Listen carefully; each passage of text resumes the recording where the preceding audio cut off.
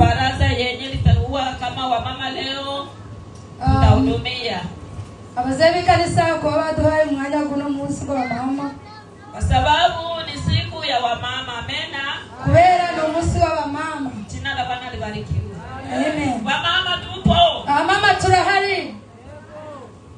Mie ninaitwa majina yangu Mwereza na Bintu. Izina ryanje banyita Zawadi. Jina yangu ni Zawadi, yeye ni na Bintu. Mwelezo. Amena. Amen. Nina mume mmoja na watoto 7. Afite umugabo umwe n'abana 7 na mimi nina watoto 3 na mume mmoja. Jina la Bwana libarikiwe. Amen. Leo tutaendelea kuangalia uno munsi turareba kisa ya mama. Amena.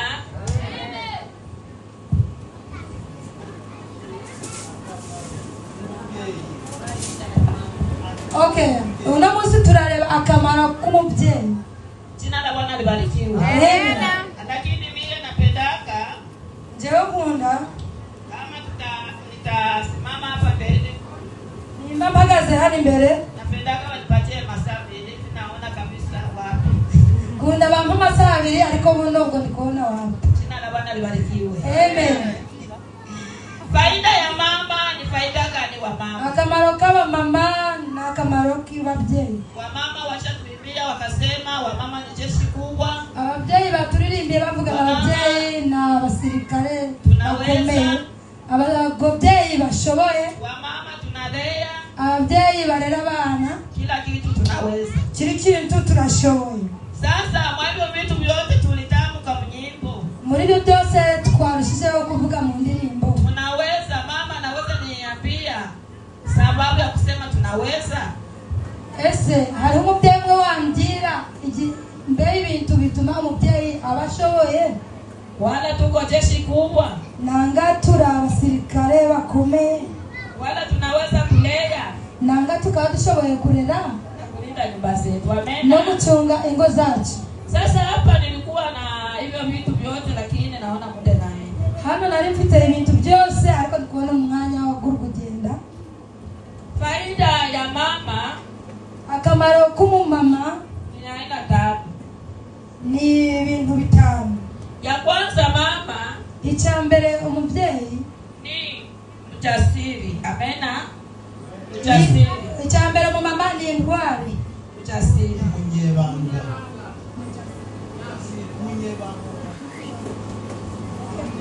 Bavuze umuntu w'umunyebanga. Amena. Amen.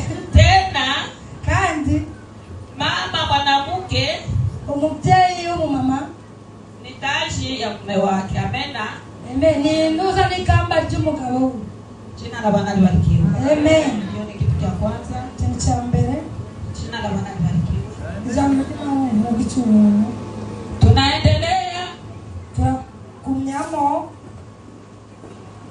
Ya pili, hiyo kitabu hiyo ya kwanza iko Waamuzi 4:8-11.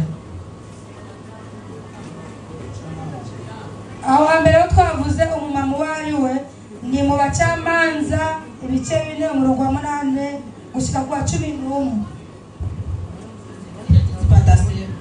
Twumva ko havuga. Reka dusome mu izina rya Yesu.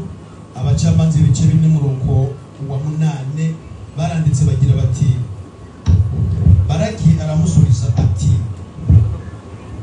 niho abacamanza ibice 4 umurongo wa 8 kumugera ku 11. Baraki aramusubiza ati, nuko nitujana nzagenda, ariko nutagenda nanje sinzagenda. Umurongo wa 9 aramusubiza ati, ni ukuri tuzajana, ariko rero nta cyubahiro uzabona muri iryo tabaro uzatabara, kuko Uwiteka agiye gutanga Sisera ngo aneshwe n'umugore Debora. Aherako ahagurukana na Baraki baja i Kedeshi.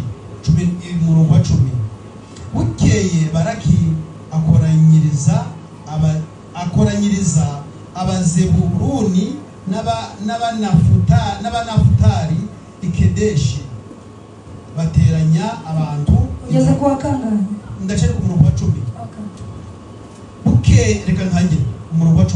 Bukeye Baraki akoranyiriza abazeburuni n'abanafutari ikedeshi bateranya abantu inzovu imwe bajana nawe na Debora nawe barashana.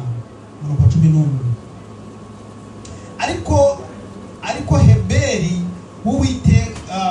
Heberi w'umukeni yari yitandukanije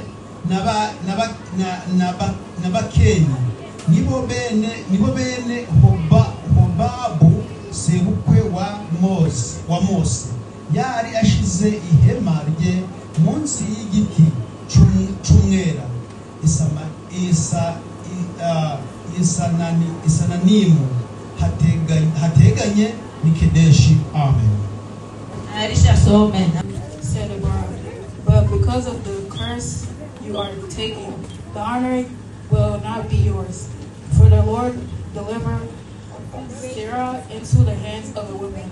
So Deborah went with Barak to Kedesh.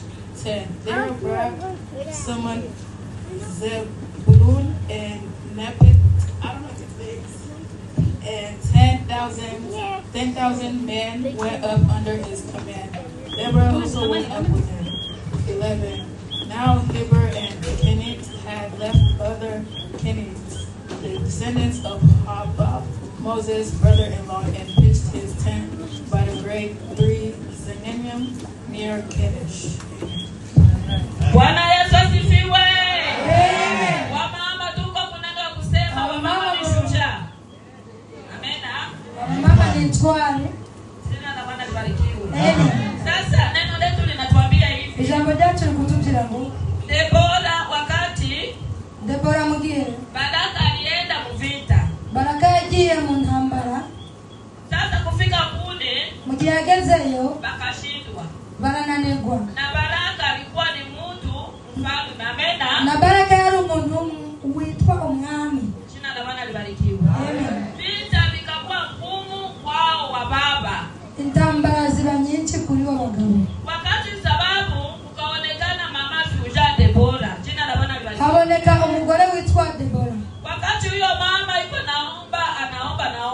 Mujye mama witwa Debora ari gusenga. Mungu akamfunulia. Imana iramuhereza heshima. Akamwambia hivi vita. Aramubwira izi ntambara. Ni utaenda pambana kule. Ni wewe ufite kurwana. Waamoni. Abo muri abitwa muri Amoni. Nitawaweka mikononi mwenu. Zabashira amaboko yanyu mwebwe bamama. Na ukisikia wanasema mama ni jeshi kubwa. Ni mwumva bavuga bamama na abasirikare bakomeye no kubera mama ni pambana. Uyu mubyeyi yararwana. Jina la Bwana libarikiwe. Baraka akasema hivi. Baraka aravuga ngo sasa mama hiyo mnaenda Mungu akishakufunulia. None wa mama w'Imana yahereza birashoboka gute? Niende peke. Ngende njyenyine. Akamwambia usiogope.